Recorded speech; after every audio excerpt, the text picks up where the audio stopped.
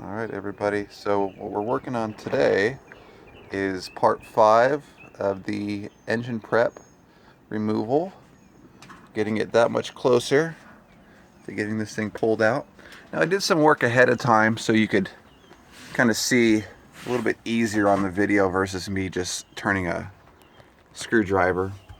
But you'll see here that each exhaust pipe at every fitting that's removable has two, hopefully, stainless steel worm clamps on them. So I've already removed them all and I've set them aside so I could kind of show you how it was that I removed everything. Alright, let's go over here and show you.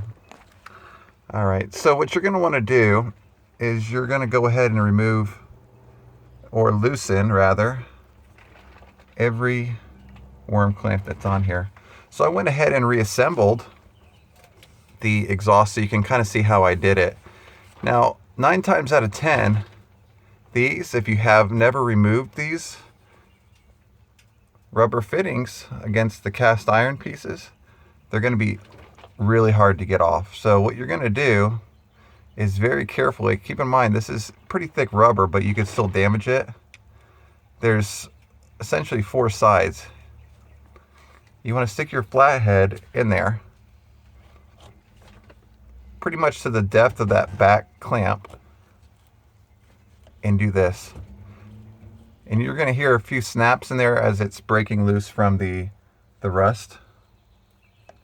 You'll do that and then kind of rotate it up. Do it like that.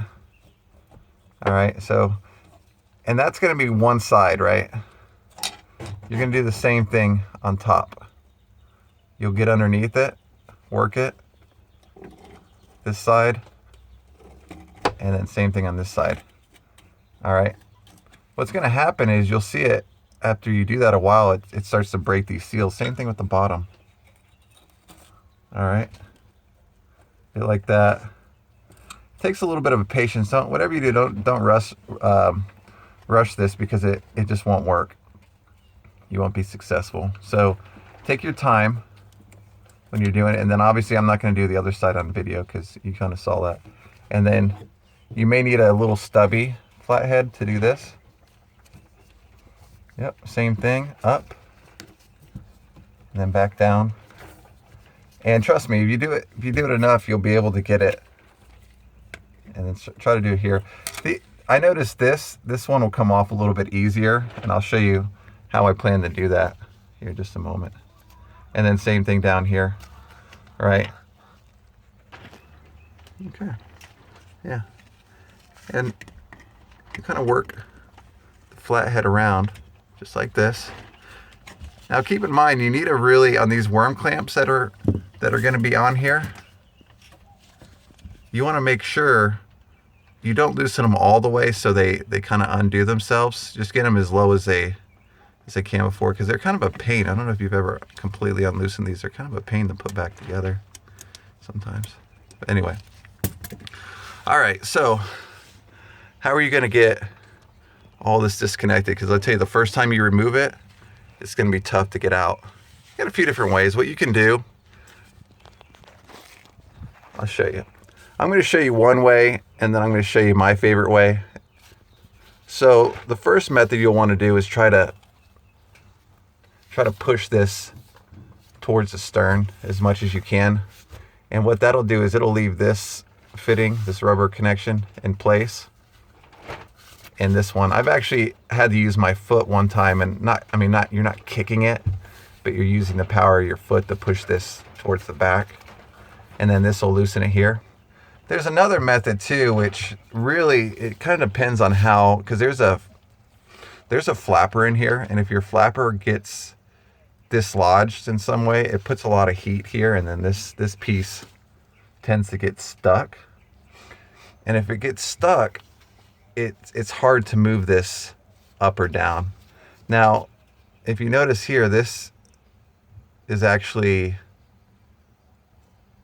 it's a smaller diameter, right, as it rolls down. But if you look down here, this is the same thickness throughout.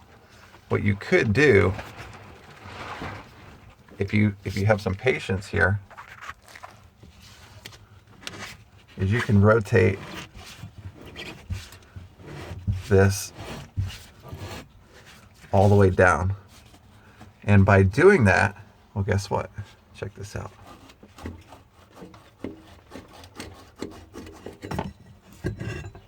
You got that out. And you got this. And then your bellow here, just roll it back up.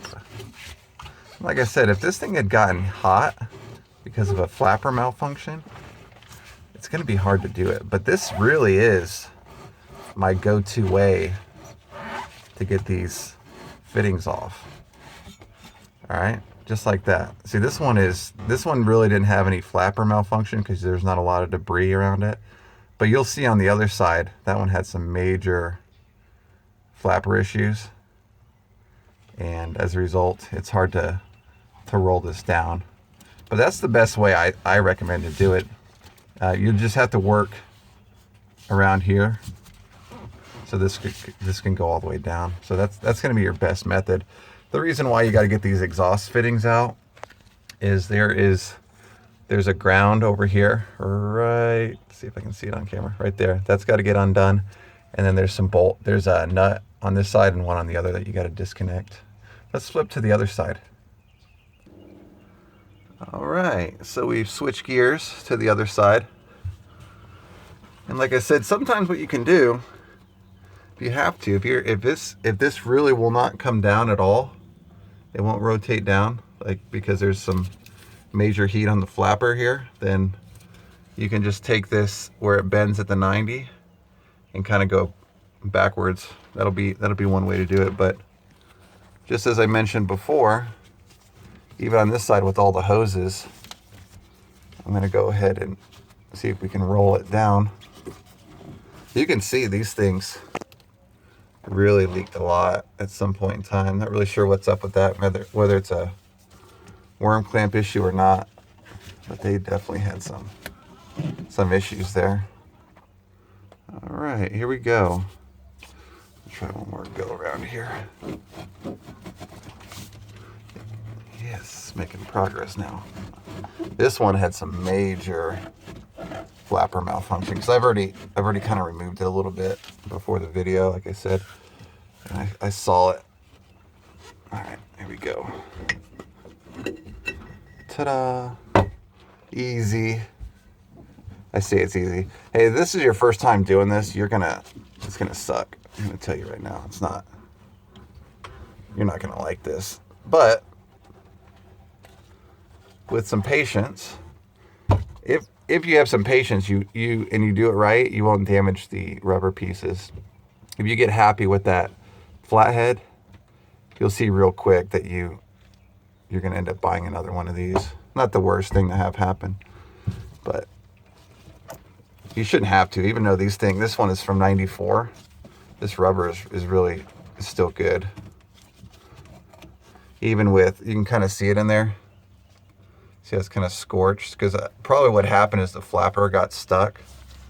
Let's see if I can get this out of the way. The flapper ended up getting stuck, and then what ends up happening is excess heat builds up, and it just kind of scorches it. Now it's around water, so it does have a little bit of ability to dissipate heat, like a radiator, but you still get a little bit of scorching there. Okay. You can hear it. The other one didn't have this kind of noise at all. There's just so much debris in this 90. All right, take a look. Yeah, I kind of cleaned it out a little bit already, but you can kind of see along the edges in the darkness here. It's kind of hard to see. But yeah, that happens. I wouldn't necessarily replace it because if you look on the exterior side, and you kind of feel the thickness of it with your thumb in here. It's not brittle, no cracks or anything. But do your due diligence, definitely, inspect it and go from there. Let's take a look inside and take a look at the remnants of where the flappers were. All right, so this one, when I first had it, the pin actually flew down there, and then later videos, we'll actually go and retrieve it. But yeah, this one just had the pin going across, and the flapper had been, look like it, that's probably going to be the flapper that we found on the outdrive when we disassembled it. It could have been on this side, or it could be on the other. So yeah, the flapper's completely missing. If you're curious about if when you're doing yours you still have a flapper in there, I've got some videos. Just put a comment in the comments field and I'll show you the video I have of doing repair to these. You can leave them, you can keep yours in if you like. A lot of people are taking them off. In fact, on mine I take them out. It's just for keeping water from coming back up through your engine, but what ends up happening more times than not is they cause more damage than good. So keep that in mind. I believe there's also a service bulletin from Volvo that says to take them out. And if you're worried about the holes, don't be, because that rubber piece that fits over it actually covers that. So not a big deal. Let's look at the other side. All right, you'll see here it is actually completely disconnected as well. And there are no traces of the flapper in this one. This one actually had nothing. Steel pin was gone. All the rubber little fittings around the inside, those are gone as well. So, yikes. All right. Well, since we're here in this shot, I'm going to show you the next piece. Now, there's a lot of stuff when you're taking the boat motor out that you need to remove, and there's some parts that you do not need to remove. So I'm specifically going to show you what you do need to remove in this next process. Okay, so in the back, you're going to see I've already loosened it. So that's your clue. That's a 3/4 nut. There's a washer on there too. Make sure you don't lose them. That's basically your engine mount for the rear that holds up against the transom plate. So you're going to need to loosen that completely. And it's going to be a little tough to get to, but as long as you have the exhaust off, you can totally get to it. Now, when you're trying to get this, if you don't have a magnet, you may end up losing that washer. If it does fall down, don't worry, you can retrieve it later. It just kind of falls in the bilge. You notice right there, I couldn't really get it off. Not a big deal. I end up kind of leaving it there, and then as I lift the motor up, I'll just go and pick it up. It's not, like I said, it's not a deal killer. But as you're lifting the motor, it may be a little bit easier because sometimes it gets caught back here. And there's, you'll see, there's actually some more play for the motor to go up and down if you get it out. So it's up to you, but just notice, just remember as we're lifting it up, and you do keep your washers in there. If it's hard to get out, then try to put some more time to get those out. But for the purpose of this video, to show you the difficult situation you may run into, I'm going to leave those in. All right. And here's the other side. Let's see if I can get in here. Disconnect this one. And you'll see, just for demonstration purposes, it's kind of hard to get this off, but it's whatever. If you can't, not the end of the world. Would I run to the store and get a magnet for it? Sure. Why not? But there you go. Real thick. Notice how behind, right, there's a little bit more play, because then if you take it out, if you take the washer out, then the motor can technically slide towards the front, right? And if you leave the washer in, it ends up kind of getting stuck there.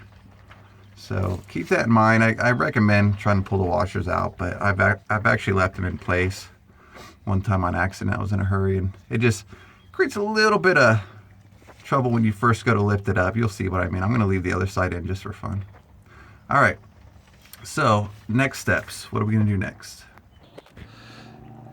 All right, we're back on the top of the motor. So next thing is the water input connector. It has a worm clamp on it right here. If you have the 5.0, it's right by the accelerator valve. So if you notice, you can't really get your flathead in there, so you can probably use a you may be able to get a socket in there, but probably a wrench maybe as well. It's kind of up to you. Here's the problem. This cooler this is a power steering cooler, is kind of in the way. If you just undo this connector and pull this out, it's not transmission, steering fluid is going to go flying everywhere. So what you'll do ahead of time to keep that fluid from going everywhere is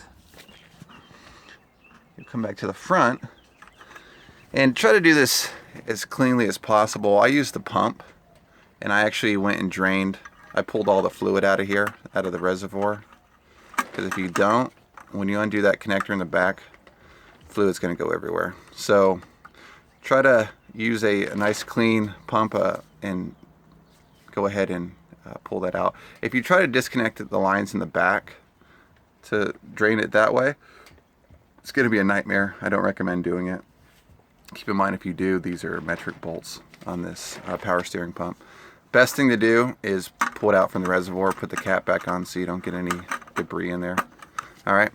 So anyway, now that you know what I did ahead of time, you can go to this cooler and squeeze this here so I don't lose it. All right. And now I've got access to this worm clamp. And let's see if we can not tighten it. All right. And then once we get that worm clamp really loose here, yeah, you'll see it kind of roll like that. And loosen it off a little bit more. All right. Should be good. Now, you never want to just pull. Hear it when you twist, always twist. All right, there you go. Comes off pretty easy. All right, you got to remove that.